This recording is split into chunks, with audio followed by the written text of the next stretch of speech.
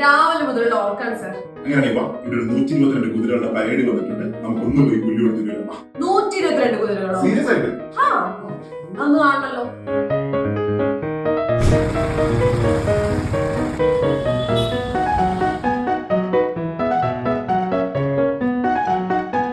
മിസ്സേ, ഇതാണ് ഞാൻ പറഞ്ഞ 100ഓളം കുതിരകൾ. കണ്ടായിരുന്നു സാർ?